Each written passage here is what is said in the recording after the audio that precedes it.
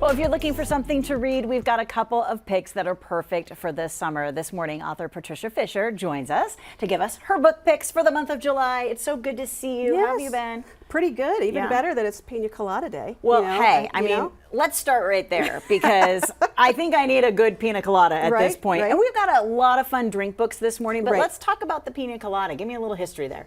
Well, it was more of a tropical drink, so it's started being more popular after World War II. Okay. Like people wanted to have something a little fruity and fun. More of the history of the girly drinks goes on, but it was kind of fun about a pina colada is you can have it without alcohol, and it can be just as fun. I know. I feel like every time when we were younger and took the kids on vacation, they were having a virgin pina colada. Right. Right? It's We love it. Just, All right. It's really just nice. Super fun. Check that out. All right, we're going to dig into some other books, and we are going to start with some nonfiction books. Let's talk about normal women making history. Right. So Philippa Gregory has a huge volume of books that she's written about women in historical fiction and such.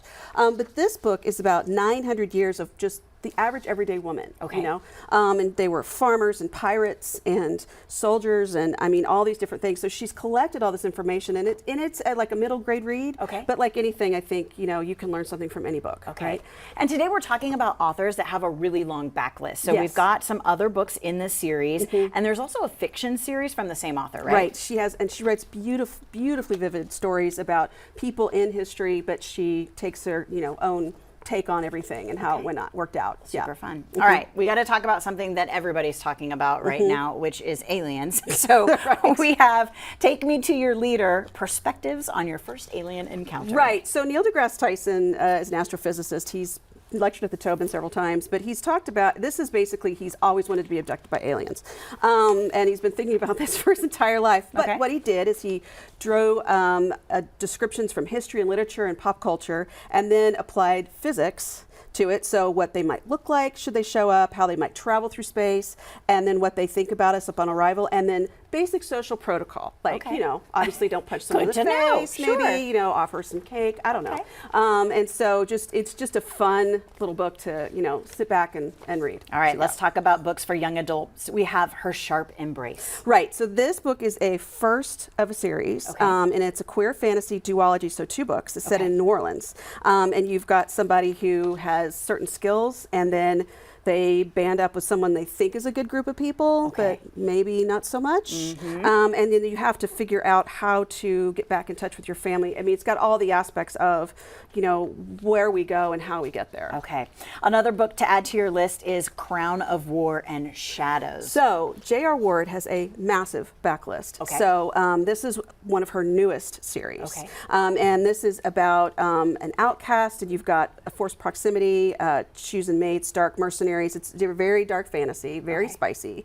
And so she always creates these amazing, vivid kingdoms. Okay, so, and we have some other series that she wrote as well. Tell me about those. So, I mean, she kind of sticks in that paranormal fantasy thing. The Bourbon Kings is more of a contemporary one. Okay. But you really can't go wrong just going down and saying, give me a J.R. Ward book. The librarian will be more than happy to show you where it Good is. to know. Yes, yes. Okay, all right. Let's move into the mystery thriller area. We've got Cat on a Hot Tin Woof. Woof, yes. So Chet the dog and his human partner, Bernie, they solve crimes. And this one, they're solving the crime of the missing cat. And why is the cat missing? Well, we don't know, but it's a social media star, and it provides income for this mom and her daughter. So they have to find the cat. Okay. And this is the 16th book of this series. The 17th book comes out next year, and it's Raiders of the Lost Bark, I believe, is the next one.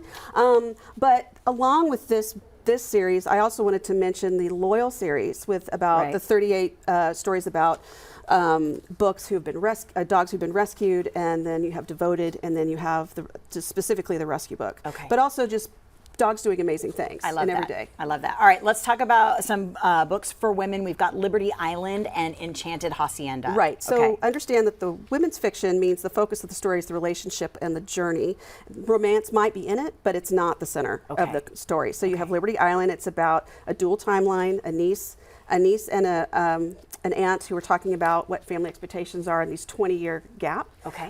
One obviously is trying to get away from their past. One is creating new things. I mean, it's the whole family dynamics going on, family secrets. Okay. And then Enchanted Hacienda, think more like Encanto. Okay. Yeah. Okay. Yeah, I like that. Yeah. All right. Let's get through our romance books real quick. We have Burnout Summer, which sounds super fun. Right. We have Score by Kennedy Ryan. Right. And there are some other books in that series Right. as Real. well. Uh-huh. And then we have Kiss Me in Paris, which is perfect if you are going to the Fringe Festival this weekend. That's right. Right. May we? I love it. Tell me about Kiss Me in Paris. So this is a woman who she's got everything organized. She knows what picture she's going to take. She knows exactly where she's going to be, when she's going to be there. And her sister's boyfriend's friend is like, oh no, we're not doing it that way.